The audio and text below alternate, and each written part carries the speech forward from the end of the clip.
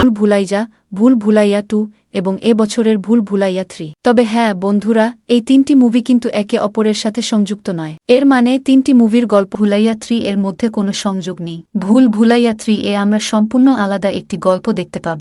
তাহলে চলুন আমরা দেরি না করে এই মুভির গল্প শুরু করি। মুভির শুরুতেই আমরা দেখতে পাই কার্তিক আরিয়ানকে, যার চরিত্রের নাম এখানে রুহান রন্ধাওয়া। রুহান রন্ধাওয়া তার পরিবারের মধ্যে একমাত্র সদস্য, অর্থাৎ তার বাবা মা নেই। এই কারণেই আমরা দেখি যে টাকা উপার্জনের জন্য রুহান সবার সামনে একজন ভণ্ড বাবার অভিনয় করে এবং নিজের নাম রাখে রুহ বাবা। এই ভূমিকায় সে বাবার বেশে সেজে থাকে এবং অন্যদের বাড়ি থেকে ভূত তাড়ানোর কাজ শুরু করে, আত্মা এবং ভূতের ভয় দেখিয়ে লোকজনের কাছ থেকে টাকা আদায় করে। রুহানের সাথে তার এক বন্ধু থাকে যার নাম টিল্লু। ট্রেলারের মাধ্যমে আপনারা ইতিমধ্যেই জানেন যে টিল্লু আসলে ছোটে মিয়া, যিনি তার অসাধারণ অভিনয় এবং কমেডির জন্য আগে থেকেই বিখ্যাত।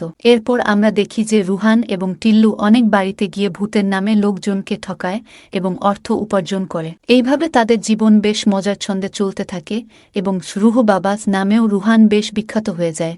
কিন্তু কয়েকদিন পরেই আমরা দেখি যে এক অভিনেতা রাজেশ শর্মা রুহানের সাথে যোগাযোগ করে এবং রুহান ও টিল্লুকে তার বাড়িতে আসার আমন্ত্রণ জানায়। এরপর যখন রুহান ও টিল্লু তার বাড়িতে আসে, তখন তিনি তাদের জানান যে 2 বছর আগে তার ভাতিজি একটি রোড অ্যাক্সিডেন্টে মারা গেছে। তিনি চান যে রুহান অর্থাৎ রুহ বাবা তার ভাতিজির আত্মাকে ডেকে আনে, যাতে তিনি তার ভাতিজির সাথে কথা বলতে পারেন।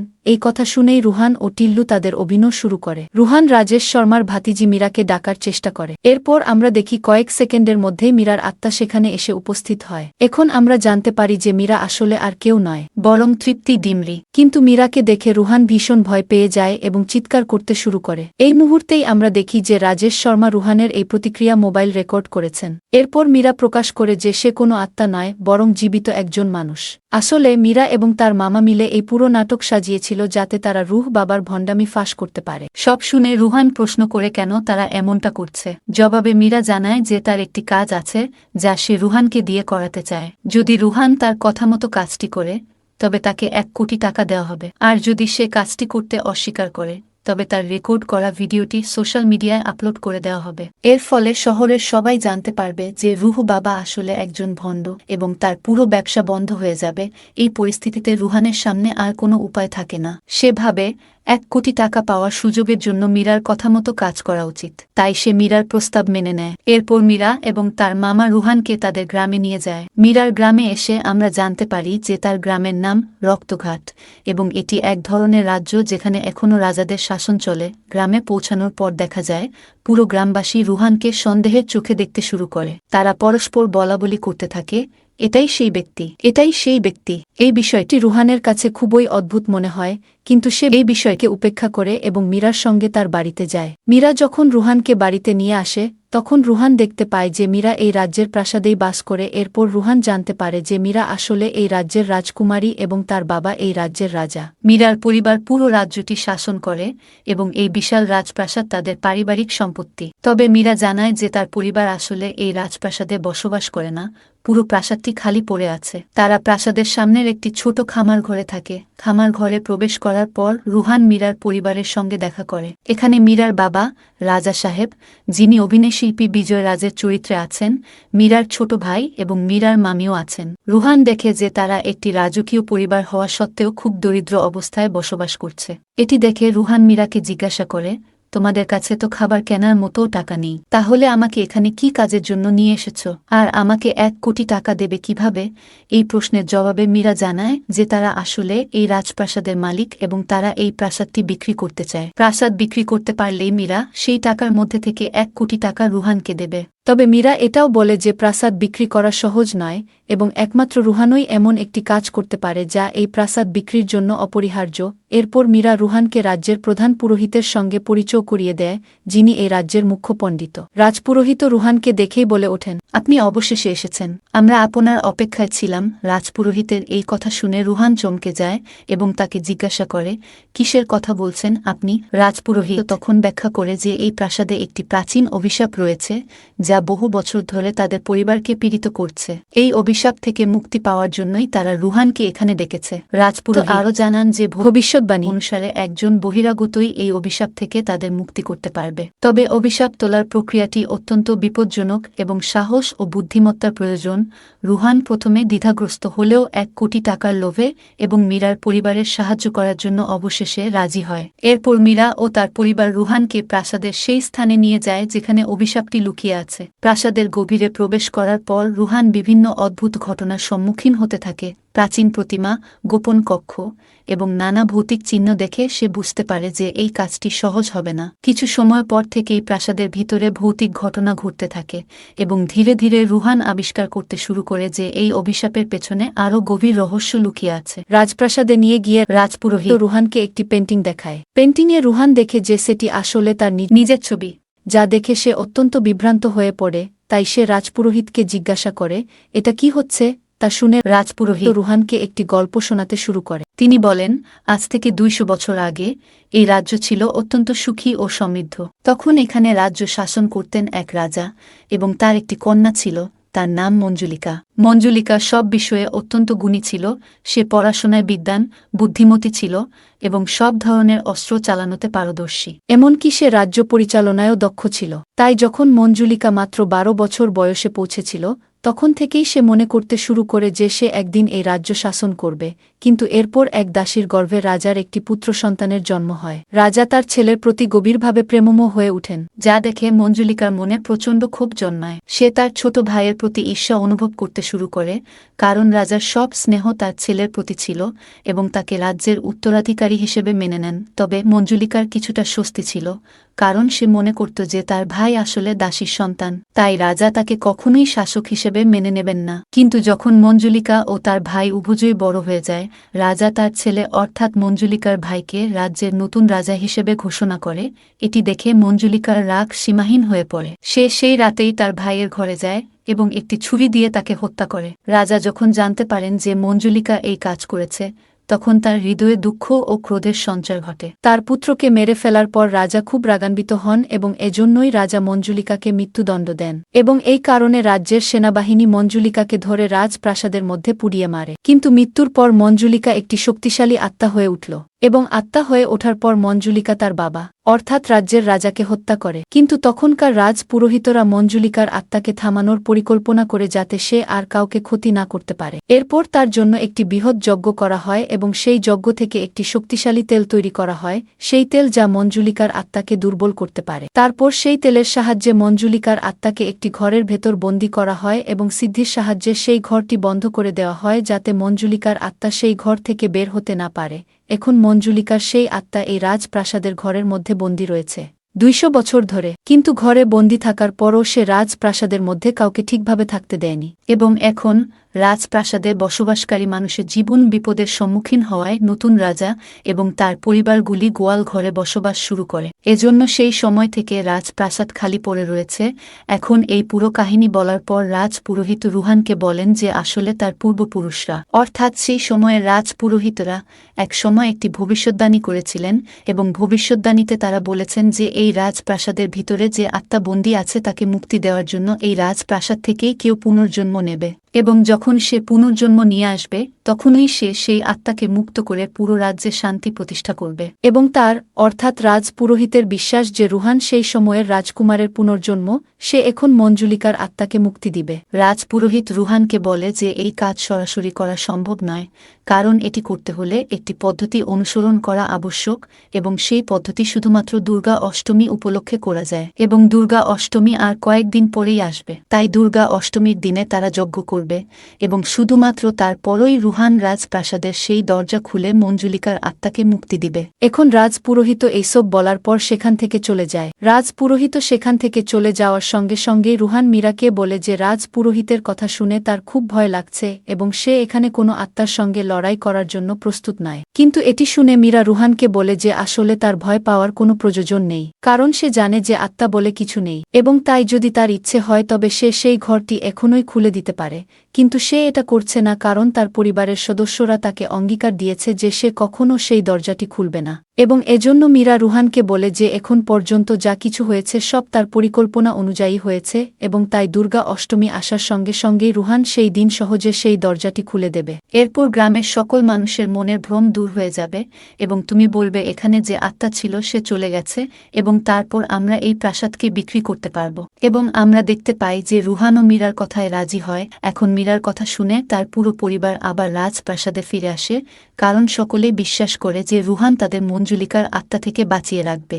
এর সাথে সাথে মীরার পরিবারকেও ঋণও নিতে হয় এবং এজন্য তারা অন্যদের কাছ থেকে ঋণ নিয়ে আসে এবং তাদের জীবনও আগের তুলনায় অনেক ভালো হয়ে যায়। এখন এই সবের পর আমরা দেখি যে পুরো গ্রাম রুহানকে নিয়ে খুশি হয়ে যায় এবং পুরো গ্রাম একসাথে রুহানকে রাজকুমার হিসেবে মেনে নিতে শুরু করে। কিন্তু তারপর এখানেই ছবিতে প্রবেশ করে ছোট পণ্ডিত, বড় পণ্ডিত এবং বড় পণ্ডিতের স্ত্রী। তাদের চরিত্র একদম ভুলভুলাইয়া 2 এর মতো। যখন তিনজনের রুহানের সঙ্গে দেখা হয় তখন তারা রুহান সম্পর্কে মিথ্যা বলতে শুরু করে এবং পুরো গ্রামের লোকদের বলে যে রুহান কোনো পুনর্জন্ম নয়, বরং একটি ঠকবাজ।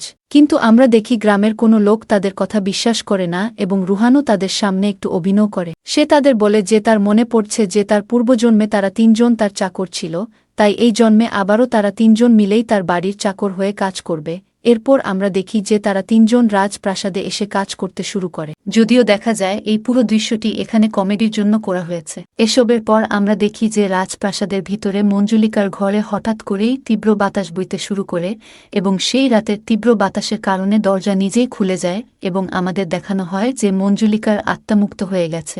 এখন পরদিন সকালে আমরা দেখি রুহান, মীরা এবং তার পরিবারের সব সদস্য বাড়িতে বসে খাবার খাচ্ছে। আর ঠিক সেই সময়ে রাজপ্রাসাদের ভিতরে বিদ্যা বালানের প্রবেশ ঘটে। বিদ্যা বালান যখন এখানে আসে তখন সে তাদেরকে তার নাম মালিকা বলে এবং পুরো পরিবারকে জানায় যে সে আসলে ক্রাউন হেরিটেজ রেজিস্ট্রেশন থেকে এসেছে, যা আসলে ঐতিহ্যবাহী বিল্ডিংগুলোর পরিদর্শন করে তাদের রেজিস্ট্রেশন করে। এবং এসব শুনে মীরা সবার কাছে বলে যে আসলে সে ক্রাউন হেরিটেজে ফোন করে কাউকে এখানে আসার জন্য বলেছিল এবং সম্ভবত মালিকা অর্থাৎ বিদ্যা বালান এই কাজের জন্য এখানে এসেছে। বিদ্যা বালানের আসার পর থেকে আমরা দেখতে পাই যে প্রতি রাতে প্রাসাদের ভেতর রুহানের কাছে এক আত্মা দেখা দিতে শুরু করে, একটি কালো ছায়া যা তাকে ভীত করে তোলে এবং পাশাপাশি তাকে অনেকগুলো আওয়াজও শোনায়।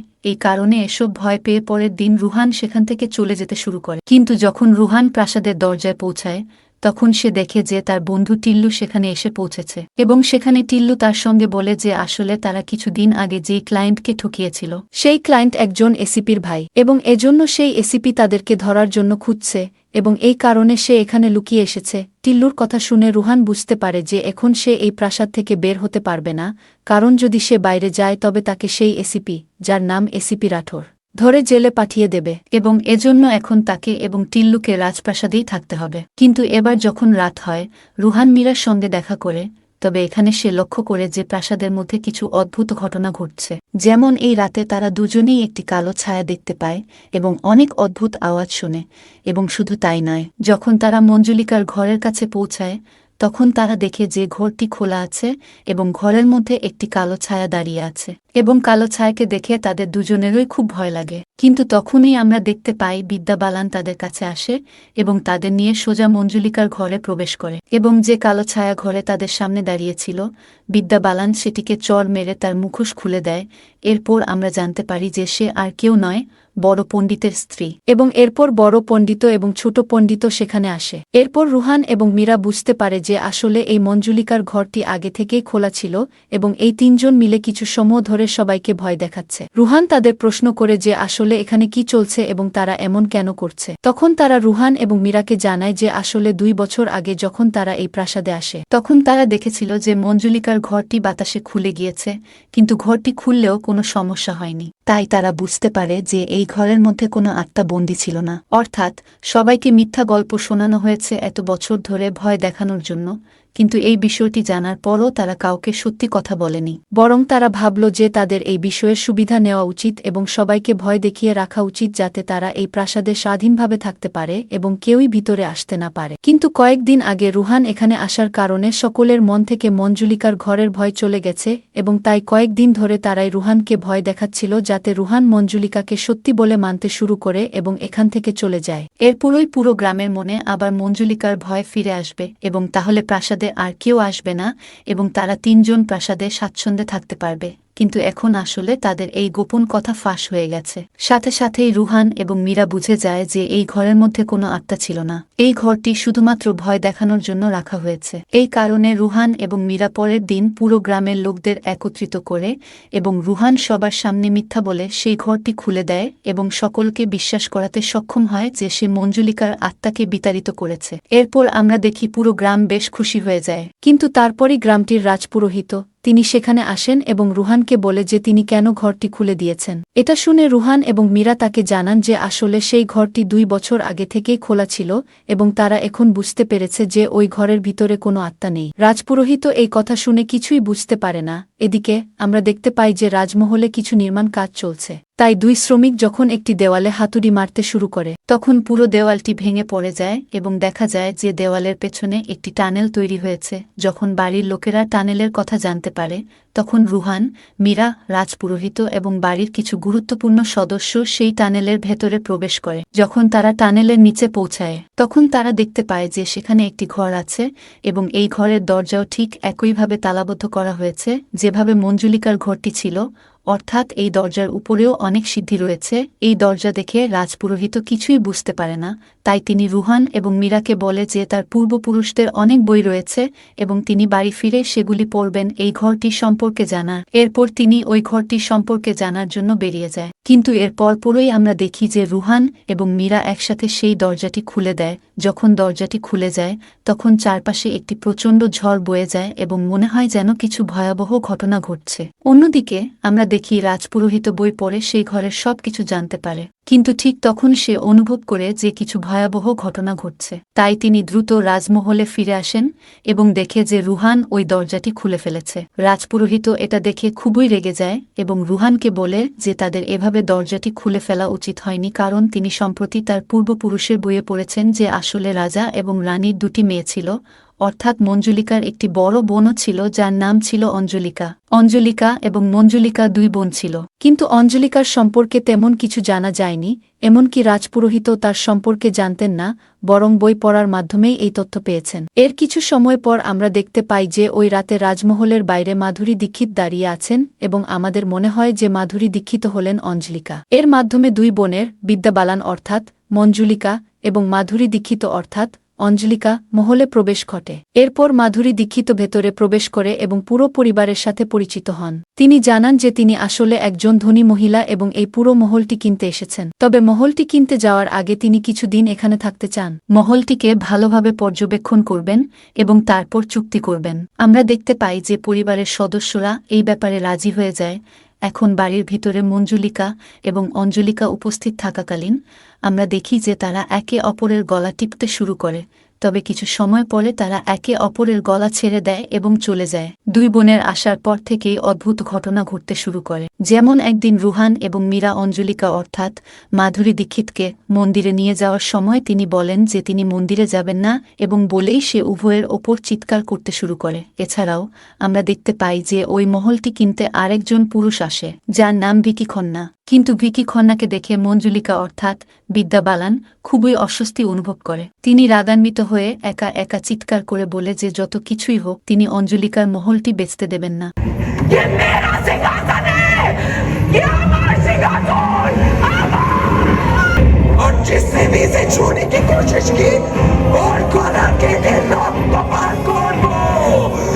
এরপর সেই রাতে আমরা দেখি যে মঞ্জুলিকার আত্মা ভিকি খন্নাকে হত্যা করে। এসব অদ্ভুত ঘটনার কারণে রুহান এবং মীরা সন্দেহ করতে শুরু করে যে সম্ভবত বিদ্যা বালান এবং মাধুরী দীক্ষিত উভয়ই আত্মা। এই কারণে রুহান এবং মীরা পুরো পরিবারকে এই বিষয়টি জানান। এর পরপরই পুরো পরিবারও সন্দেহ করতে শুরু করে যে মাধুরী দীক্ষিত এবং বিদ্যা বালান সম্ভবত ভূত। এই জন্য রুহান এবং মীরা রাজপুরোহিতকে রাজমহলে ডাকেন এবং তাকে সবকিছু বলে। রাজপুরোহিত তাদের কথা শুনে বলে যে তার পূর্বপুরুষেরা ভবিষ্যৎবাণী করেছিলেন যে এই মহলে একটি আত্মা আছে এবং তাই তার বিশ্বাস রয়েছে যে সেই আত্মা বিদ্যা বালান অথবা মাধুরী দীক্ষিতের মধ্যে একটি। এরপর তিনি রুহানকে বলে যে তিনি এই সম্পর্কে আগেই চিন্তা করেছেন এবং তার পূর্বপুরুষদের তৈরি করা সেই তেলটি তিনি প্রস্তুত করেছেন। আজই দুর্গাষ্টমী এবং তাই তিনি রুহানকে বলেন যে আজ রাতে তাকে সেই তেলের ব্যবহার করে আত্মাকে মুক্ত করতে হবে। এই সব কথা শুনে রুহান সবাইকে বলে যে কাহিনীর অনুযায়ী খারাপ আত্মা কেবল একটি, এবং সেটিই পুরো রাজ্যের জন্য ক্ষতি চায়। সেই আত্মা হল মঞ্জুলিকার আত্মা। এবং যেহেতু তিনি এবং পরিবার জানেন না যে বিদ্যা বালান এবং মাধুরী দীক্ষিতের মধ্যে আসল মঞ্জুলিকাকে, তাই আসল মঞ্জুলিকাকে খুঁজে বের করা এবং তাকে পরাস্ত করা তাদের জন্য কঠিন হতে পারে। কিন্তু এরপর মীরা সবাইকে জানায় যে কিছুদিন আগে তিনি পরিষ্কার করার সময় একটি পেইন্টিং পেয়েছিলেন যার উপরে মঞ্জুলিকার নাম লেখা ছিল। কিন্তু যখন তিনি মঞ্জুলিকার পেইন্টিংয়ের মুখ দেখতে গেলেন তখন তিনি দেখেন বিদ্যা বালান সেখানে ছিলেন এবং তারপর পেইন্টিংয়ের উপর রং পড়ে যায়, যার কারণে তিনি পোস্টারে মঞ্জুলিকার মুখ দেখতে পাননি। কিন্তু মীরা জানান যে তিনি সেই পেইন্টিংটি কেমিক্যাল দিয়ে পরিষ্কার করার জন্য পাঠিয়েছেন এবং তাই খুব শীঘ্রই সেই পেইন্টিংয়ের আসল ছবি তাদের সামনে চলে আসবে এবং যখন তার ফোনে সেই পেইন্টিংয়ের ছবি আসবে তখন তারা জানতে পারবে আসল মঞ্জুলিকা কে। এরপর তারা সবাই রাতের জন্য অপেক্ষা করতে শুরু করে এবং রাতে আমরা দেখি বিদ্যা বালান এবং মাধুরী দীক্ষিত দুজনেই পরিবারের কাছে চলে আসেন। কিন্তু ঠিক তখনই মীরার ফোনে মঞ্জুলিকার ছবি আসে এবং পুরো পরিবার দেখে যে আসল মঞ্জুলিকা হলেন বিদ্যা বালান। কিন্তু যখন তারা ছবিটি দেখে তখন আমরা দেখি বিদ্যা বালান বাতাসে উঠতে শুরু করে এবং সে সোজা মাধুরী দীক্ষিতের চুল ধরে তাকে উপরে টেনে নিয়ে যায়। এরপর সে তাকে রগরে সোজা নিচে নিয়ে আসে, কিন্তু এটি দেখে রুহান তাকে বাঁচাতে যায়, কারণ এখন রুহান জানে যে বিদ্যা বালানই মঞ্জুলিকা। এরপর রুহান বিদ্যা বালানের সাথে লড়াই করতে থাকে এবং তার চারপাশে তেল ছড়িয়ে দেয়, যার কারণে বিদ্যা বালানের চারপাশে আগুন জ্বলে ওঠে এবং সে সেখানে বন্দী হয়ে যায়। এরপর সে সঠিক সময় সেই আগুনের গোলা থেকে বের হয়ে আসে এবং বিদ্যা বালান সেখানে একা আটকা পড়ে। এরপর আমরা দেখি বিদ্যা বালান স্বাভাবিক প্রতিক্রিয়া করতে শুরু করে এবং সে সবাইকে বলে, বাঁচাও, আমাকে বাঁচাও। এরপর পরবর্তী মুহূর্তে আমরা দেখি যে কিছু সময় আগে যেমন বিদ্যা বালান প্রতিক্রিয়া দেখিয়েছিল এখন ঠিক তেমনভাবেই মাধুরী দীক্ষিত প্রতিক্রিয়া দেখাচ্ছে। এখন সে বাতাসে উড়তে শুরু করে এবং সে সবার কাছে বলে যে আজ সে সবাইকে শেষ করে দেবে। ঠিক তখনই আমরা দেখি বিদ্যা বালানও আগুনের গোলা থেকে বের হয়ে আসে। সবকিছু দেখে রুহান অনেক বিভ্রান্ত হয়ে পড়ে, কিন্তু তবুও সে মাধুরীকে থামাতে যায় এবং এইবার সে তার চারপাশে আবার আগুনের গোলা তৈরি করতে শুরু করে, কিন্তু এইবার বিদ্যা বালান তাকে থামিয়ে দেয়। এখন রুহানকে থামিয়ে বিদ্যা বালান মাধুরীর কাছে আসে এবং মাধুরীকে বলে যে কেউ বুঝুক বা না বুঝুক, কিন্তু সে তার আসল সত্যতা জেনে গেছে, তাই এখন তুমি বাইরে বেরিয়ে এসো এবং সকলের সামনে আসো। তার এমন কথা বলার পর আমরা দেখি যে মাধুরীর শরীর থেকে একটি আত্মা বের হয়ে আসে এবং আমরা জানতে পারি যে এটিই মঞ্জুলিকার আত্মা। এবং এরপর আমাদের কাছে সবকিছু পরিষ্কার হয়ে যায় যে আসলে না বিদ্যা বালান আত্মা ছিল এবং না মাধুরী দীক্ষিত, বরং আত্মা আসলে অন্য কেউ ছিল, যিনি এক এক সময় বিদ্যা বালান এবং মাধুরীর শরীরে প্রবেশ করে তাদের মাধ্যমে ভুল কাজ করাচ্ছিলেন, যেমনটি তারা সম্প্রতি করেছিল।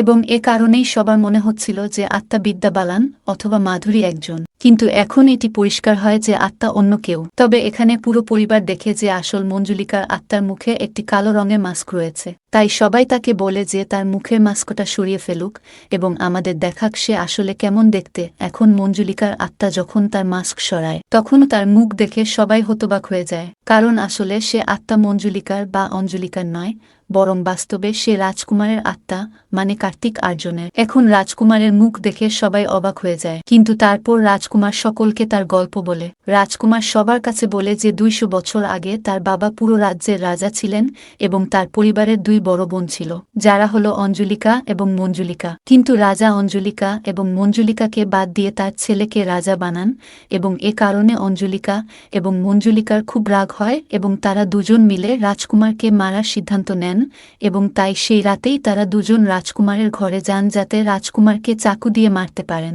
কিন্তু যখন তারা দুজন রাজকুমারের ঘরে পৌঁছান তখন তারা দেখতে পান রাজকুমার একটি মেয়ের মতো সাজগোজ করছে। সে তার দীর্ঘ চুল আঁচড়ে নিচ্ছে, চোখে কাজল লাগাচ্ছে, ঠোঁটে লিপস্টিক লাগাচ্ছে এবং হাতে চুড়ি ও পায়ে নুপুর পরে আছে। এটি দেখে মঞ্জুলিকা এবং অঞ্জলিকার হাসি আসে এবং তারা তার সাথে দেখা করতে চলে যায়। তাদের সেখানে দেখে রাজকুমার ভয় পেয়ে যায় এবং সে তার 2 বোনকে বলে যে তারা এই বিষয়টি তার বাবা মাকে না জানায়, যা শুনে অঞ্জলিকা এবং মঞ্জুলিকা রাজকুমারকে বলেন যে তারা এই ব্যাপারে কাউকে কিছু বলবে না। এরপর রাজকুমার তাদের বলে যে সে বাইরে থেকে একটি ছেলে হলেও ভিতরে সে একটি মেয়ে এবং এজন্য সে এসব করছে। সে আরও বলে যে সে রাজা হতে চায় না, বরং সে চায় যে সে এইভাবেই সুখী থাকবে এবং রাজকাজের সব দায়িত্ব তার বোনেরা নিক। রাজকুমার তাদের আরও জানায় যে তার ঘুঙরু পরে নাচতে খুব ভালো লাগে।